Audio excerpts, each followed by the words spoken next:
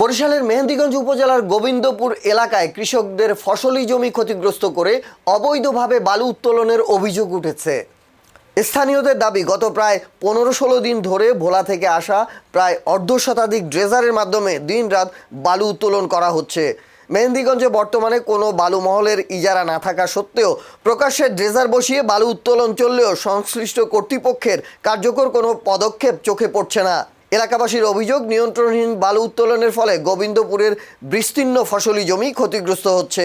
পাশাপাশি নরগোড়া এলাকায় নদী ভাঙনের আশঙ্কা দেখা দিয়েছে এবং এলাকার বসতভিটা ও কৃষিজমি নদীগর্ভে বিলীন হওয়ার ঝুঁকিতেও রয়েছে।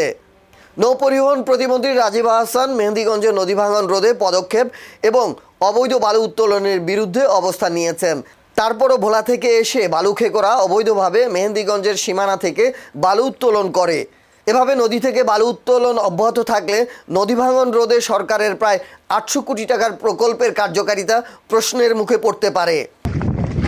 ভাই, ইজারাদারের নাম কি সেটাও বলতে পারবেন না? ভোলা। আরে যেখান থেকে বালু উত্তোলন করতেছেন এই জায়গাটা কোথায়? তো না যাই না ভাই, এক জায়গায় কেন আসবেন ভাই? আশরাফুজ্জামান রেজার। আপনারা এখান থেকে কতদিন যাবত বালু উত্তোলন করতেছেন? ধরেন আজকে 16-17 দিন। 16-17 দিন। জায়গাটা কোথায়? এখানে কাটতে আছে আজকে 8-9 দিন। জায়গাটা আসলে কোথায়? এটা স্যার মৌজার নাম কি আমি বলতে পারবো না। এটা হচ্ছে বরিশাল। মেহেন্দিগঞ্জের গোবিন্দপুর। গোবিন্দপুর না কোনটা আমরা এটা বলতে পারবো না, তবে আপনার এদিকে 8-9 দিন। পাশে যে ড্রেজারগুলো দেখতেছি আমরা, এগুলোও মানে কতদিন ধরে বালু উত্তোলন করে? 8-9 দিন কাটতে আছে এখানে। 8-9 দিন। এই যে পাশেই একটা চর এলাকা, ফসলি জমি, অনেক ফসলি জমি এখানে। তারপরে এমনিতেই এই মেঘনা নদী অনেকটা ভাঙনের মুখে।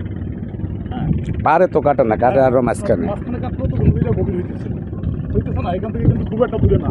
আমরা যদি দেখাই না, এখানে তো পাড়ে রাখছে, মানে মাল হ্যাঁ মাল কাটে আরো আরো আরো অনেক উপরে কাটে মাল। হ্যাঁ, একদম নদীর মাঝখানে কাটে। এটার কি কোনো বৈধতা আছে? ওদেরকে কাগজ দেয় না, কিন্তু ওরা কাইট আছে যেটা আমরা